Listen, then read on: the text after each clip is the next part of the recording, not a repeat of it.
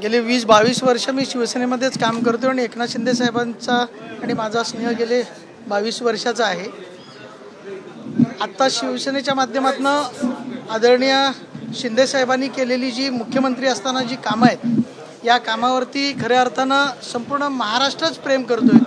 तशाच पद्धतीनं मीही 10 वर्ष या महाराष्ट्रामध्ये आमदार म्हणून काम केलेलं आहे। काम करत असताना सुद्धा मी मागे 3 वर्ष शिंदे साहेबांच्यावर आलो नव्हतो, परंतु या 3 वर्षामध्ये शिंदे साहेबांच्या माध्यमातून केलेली कामं पाहिल्यानंतर नक्कीच मलाही असं वाटायला लागलं की आपण काहीतरी निर्णय आपला चुकलेला आहे, आपण पाठीमागे थांबलो।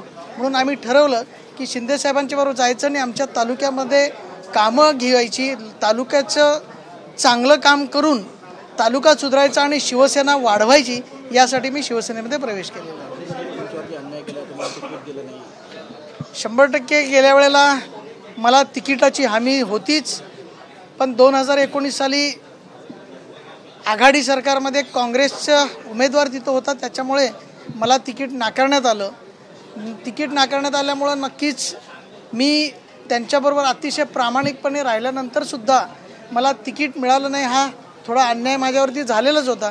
परंतु ते सगळं बाजूला ठेवून आम्ही आज आदरणीय शिंदे साहेबांच्या नेतृत्वाखाली मी शिंदे साहेबांच्या शिवसेनेमध्ये मी प्रवेश केला।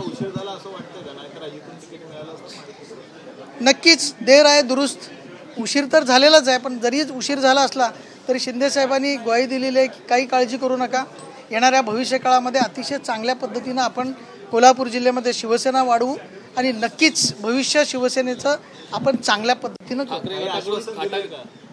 साहेबांनी सांगितले तुम्हाला येणाऱ्या काही काळामध्ये अतिशय चांगली मोठी जबाबदारी आम्ही देऊ आणि चांगल्या पद्धतीनं तुम्ही काम करा। ठाकरे गटाकडून संपर्क साधण्याचा प्रयत्न झाला का, मनधरणी करण्याचा प्रयत्न झाला का? असं काही झालेलं नाही आहे, कारण आपल्या सगळ्यांना अनुभव आहे की अशा पद्धतीची मनधरणी काय कधीच झालेली नाही आणि गेल्या 3 महिने 6 महिने वर्षभर असेल कोणत्याही प्रकारचे कॉन्टॅक्ट कुणाचाही झालेला नाही।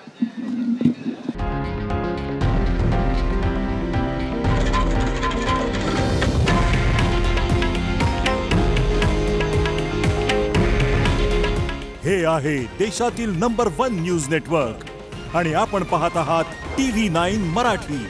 काळजी तुमची, हित महाराष्ट्राचं।